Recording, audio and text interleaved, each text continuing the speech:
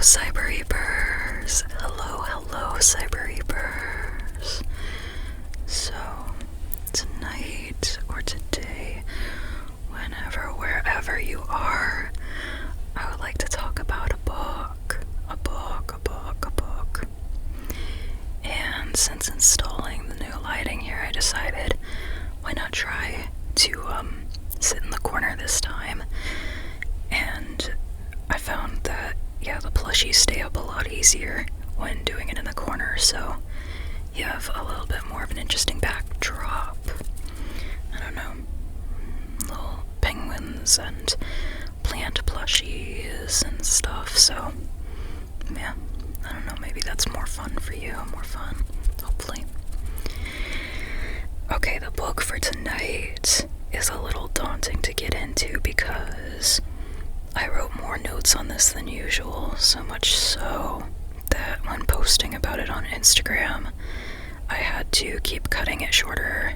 The caption, I had to keep cutting it shorter and shorter because it kept breaking through the limit of how many words you can post or how many characters. But I have my original notes with me so that I can cover the extensive list. But even that, I feel like I'm not going to be able to cover everything that this book touches. Because there's just so much. I highly recommend this book. I highly recommend it. Yeah.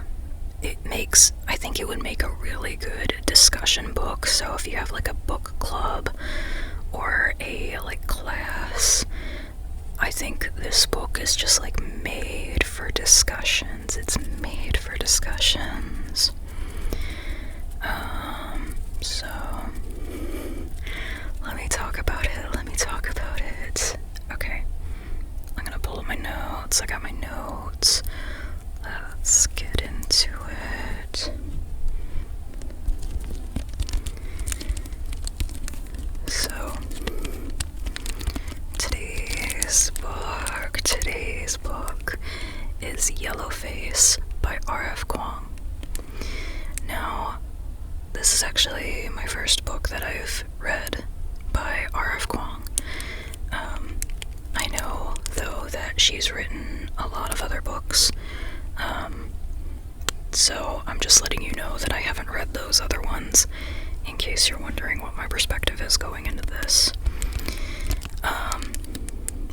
And in addition, I am white, so just letting you know that, because this book covers and spotlights a lot of stuff having to do with racism in the publishing industry, and I personally cannot speak on experiences of an East Asian person in the publishing industry, but I have heard a lot of experiences from East Asian people, and unfortunately this book does describe a lot and spotlights a lot of issues that sound pretty close to reality.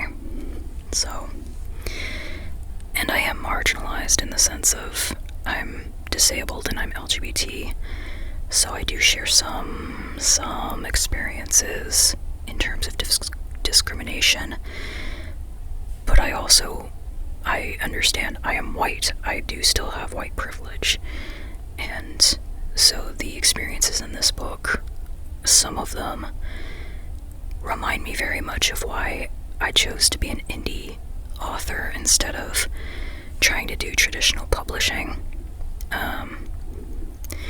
because if you're a marginalized author, you're going to go through a lot of poor experiences in the publishing industry in general, because the vast majority of published books and published authors, they're not marginalized. And knowing that, reading this book is very irksome, but it is on purpose. The way this book is written is very, very well done. The main character, though, is very unlikable, so I'm just gonna let you know of that. And I kind of had a hard time getting through the first few pages, but once I did, I was going, okay, I understand the style now. We're not supposed to like this person, that's fine. And from there, it just kept going and getting crazier and crazier to where, I mean, it's like a train wreck. I couldn't look away. It was just so horrifying. Yeah. But to be clear, this book is not a horror. It's, I think it was categorized online as like an adult literary fiction. And I think there were some tags of it being a thriller. And I can see where it kind of gets that from. I would call it, though, contemporary literary, mostly, you know. So, let's talk about it. Let's talk about what actually happens in this book. As soon as I can set it to the side, there we go. So, we're gonna focus on two characters for this book. The first is our main character and the main perspective that we follow. This main perspective, her name is Juniper. She is a white woman. She is an author, a published author, but her experience publishing wasn't too great. She didn't get a lot of support from her agent or from her editor or from the publishing house she went through. Really, her book just kind of flopped. Yeah, so that's her. On the other hand, we have Athena. Athena is an East Asian American author, and specifically Chinese, and she is a literary darling. The whole industry knows her, everybody knows her. She did super well with her books, and just everybody loves her. Now, the dynamic between these two is kind of weird, because they went to school together, and, you know, Juniper's, like, initially she thought, oh, they'd both be stars together, you know, but, things didn't go that way, you know, and so Juniper's just severely jealous of Athena, and that jealousy makes their relationship weird, because they're both friends, sort of, like they hang out together.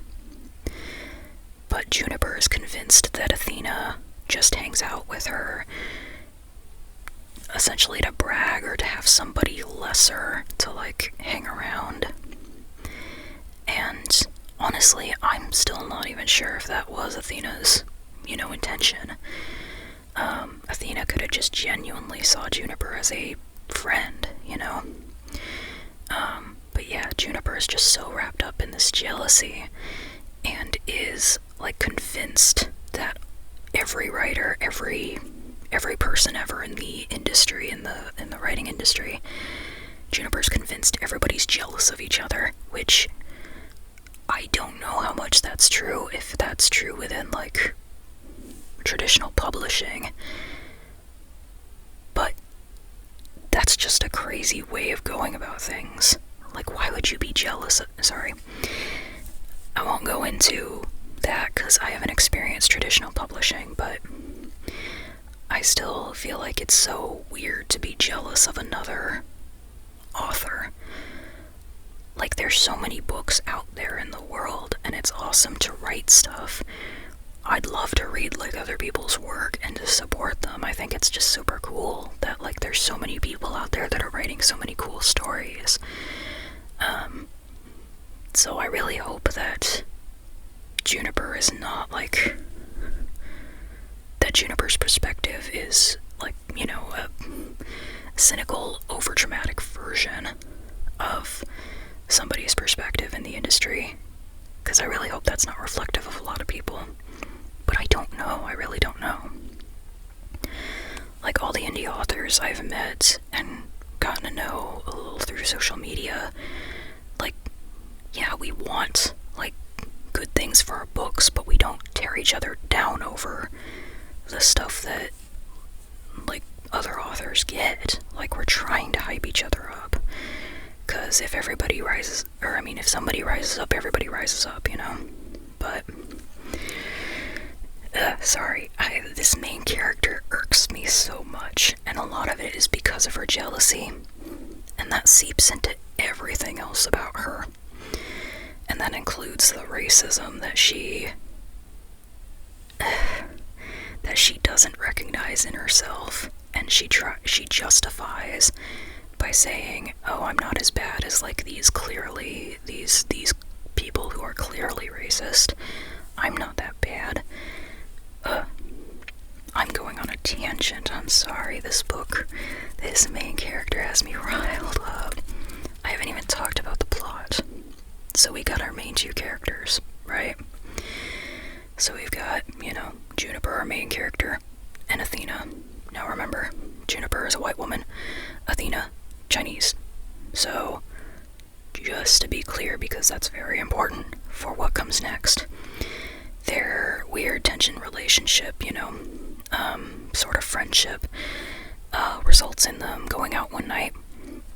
They get drunk, they have fun, and even it seems sort of like a possible turning point in their relationship and their friendship, where Juniper feels like, hey, maybe I actually am connecting with her in a way that feels like I'm not just jealous of her right now.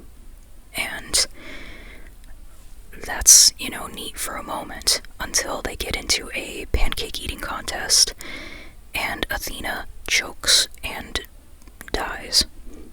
So, right in front of Juniper. And this is in Athena's apartment. That's very important, because Juniper experiences this, and this is horrifying, this is horrible, and a really tragic death of her supposed friend.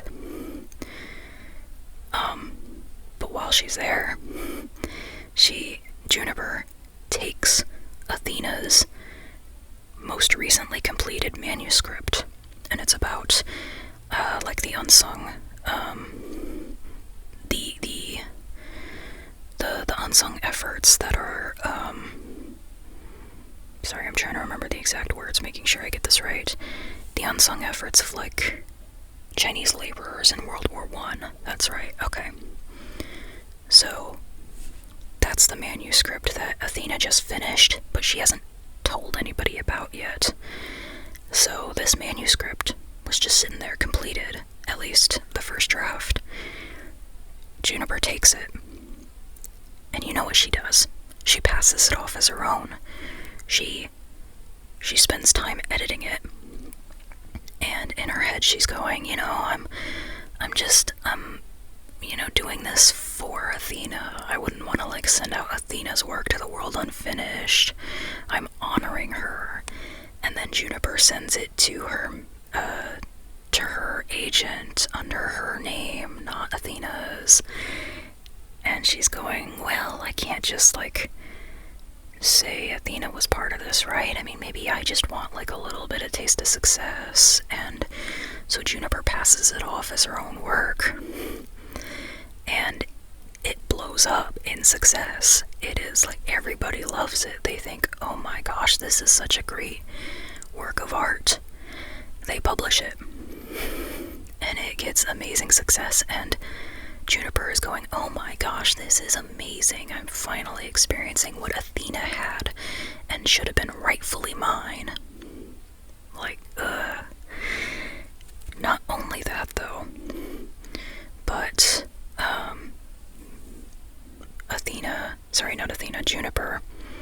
Juniper decides to rebrand herself. Instead of as Juniper Hayward, which is her first and last name, she decides to go by June Song, and Song is her middle name. But notably, it's also a family name that a lot of people associate with, say, East Asia. And the main character acknowledges that. She's going, though, well, it's just my middle name, I'm not trying to get people to think that just because my last name is Song that I'm East Asian. And then for her cover photo, her author photo, which goes in the book, she takes new photos or gets new photos of herself done, and because of like the golden hour, her skin looks tanned in such a way where she looks kind of ethnically ambiguous. And she noticed that, and she said, well, it's not my fault if other people think I'm East Asian just because of my name, the photo, and the fact that this is a historical book about Chinese laborers. Anyway, sorry. Oh my god, this main character is a piece of work. And yeah, this main character is a piece of work is really the entire book. That's what this book is. But in terms of more plot, this gets put out in the world, this book, but things start to unravel because in many ways, Juniper can't quite escape Athena's shadow, or Athena's ghost. It's just, like in many ways, Athena's memory clings to her, and also Athena's fans start getting a little dubious about their relationship. A lot of problems for Juniper, oh no. Yeah, so there are consequences, but the book also shows that sometimes those consequences aren't even all that severe for white people who do this kind of thing. So that's our premise. And there are so many different directions of what I could talk about in this book. And, I'm not going to talk about them all for one thing, I probably won't be able to cover them all. In my memory, there's just so many things to discuss about this book. But in addition, I want you to read it for yourself and be able to, think of things on your own about this that I didn't catch. Because there's a lot in this book where it's essentially you're reading this protagonist's view on this, and you're going, that's probably not what really happened, or you're probably a lot more racist than you think you are based on the way you're phrasing this, or the things you're pointing out about a person. For example, the way that the main character really, homes in on, focusing on somebody's speech. The way the main character goes, oh, I didn't expect this Chinese American person to speak English so well. I'm paraphrasing, but stuff like that. So there's a lot. And in addition to just personal Juniper's internal mindsets about things, there's also the external, talking about racism in the publishing industry regarding who gets chosen, whose books get chosen to be told, and how, it seems like people are looking for diverse books, but not a lot of them are actually getting published. And the way that that's warped in Juniper's mind is so, and then Juniper also sees sexism in the publishing industry, but doesn't connect the dots between her own actions being racist. And then there's some interesting discussions regarding the internet and racism in East Asian communities as well. Now, I'm white. I do not need to be going about policing other people on what is racist and what isn't. That's why I generally, white people police other white people on racism. We don't need to be stepping into other spaces. That's what I hear, so that's what I'm following. But there are some interesting discussions this book brings up on, well, can an East Asian person who is Chinese write about the experiences of, history about a different country in East Asia? Can you do that? Is that racist? Or especially focusing on Athena, how much of a model minority quotation marks, how much of a model minority is Athena here? How much is she really representative of the majority of people, especially, Chinese American people, with regards to their thoughts on the publishing industry and on writing, and how one should describe Chinese people in text, like literally descriptors, like regarding someone's eyes, for example. That comes up in the book. So there's a lot this book talks about. The internet stuff too, with how just everybody's attacking everybody all the time.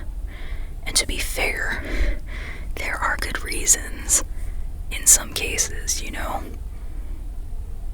But I found myself getting frustrated at the internet in this fictionalized book for going after Juniper without any evidence. To be fair, they were correct to suspect her of, dubious things she was doing. However, I don't like that the internet goes after people without proof, that they just make things up and it gets passed on and people just start believing it without any evidence. That should not be how things work, and yet it is.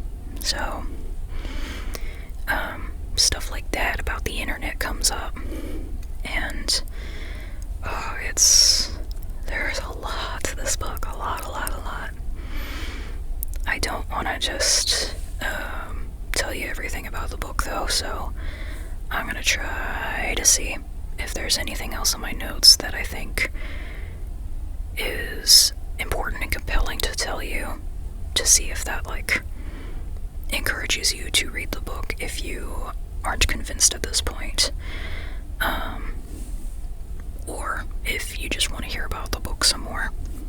I'll see if I can see about some things to point out. Yeah, and I think the rest of my points can kind of be summed up as this book brings up a lot of uncomfortable things, uncomfortable experiences, uncomfortable thoughts, uncomfortable perspectives, because not everything is clear-cut.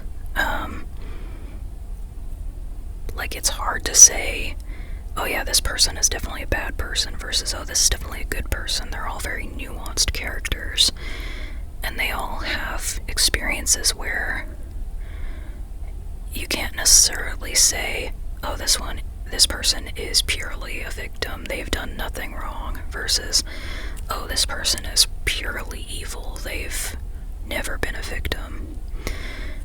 There's a lot of nuance. Now, again, I still don't like the main character. I still think that they're hardly ever a victim of anything.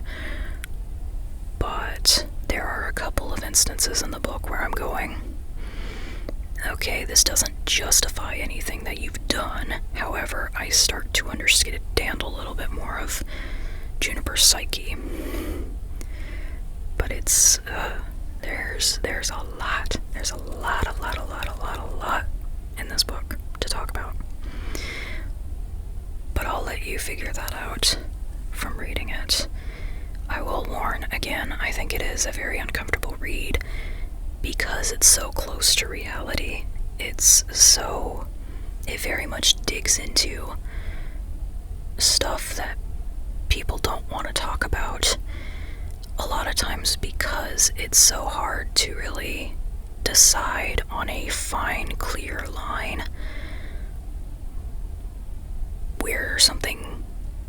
where good intentions crosses over into bad impact, or maybe that's not the best example, just good and bad. It's hard to see where that line is. It's hard to see what is acceptable to write versus what is not, especially when you're writing outside of your own experience, because every author is not writing a self-insert about themselves in a book. If you're writing sci-fi, yeah, you're imagining stuff, but you're still even as you imagine stuff, you are drawing off of experiences that can very heavily relate to things that are traumatic for people currently and historically. And so writing outside of your experience, it's a wonderful thing, or it can be a wonderful thing. But you also do have to be careful about considering the impact of what you write on other people. And I think that's ultimately the important part of considering your readers' perspectives when you're writing about someone outside your experience. And I mean, again, I'm white. I am trying to reiterate what I've heard from people of color in regards to writing characters of color. Because it's the thing that should be important isn't, oh, how do I look good? How do I look like a good author? By doing due diligence on getting a sensitivity reader or readers and trying not to use language that's offensive. Like, that's just checking off boxes is not the important thing. It's the reason that you're trying to do all that that is important, to try to actually connect with the people who are impacted by this, the people who are going to read this book and relate to it, or relate to the experiences and find, oh wow, this person is profiting off my pain, this feels horrible, and they're not even writing it correctly. Or maybe thinking about the reader who is not connected to those people and who is reading it and going, oh, this forms my impression on these people, and maybe it's very inaccurate, or maybe it's harmful, that kind of thing. There's so many different potentially harmful outcomes to not doing your due diligence when writing about a character outside your own experience.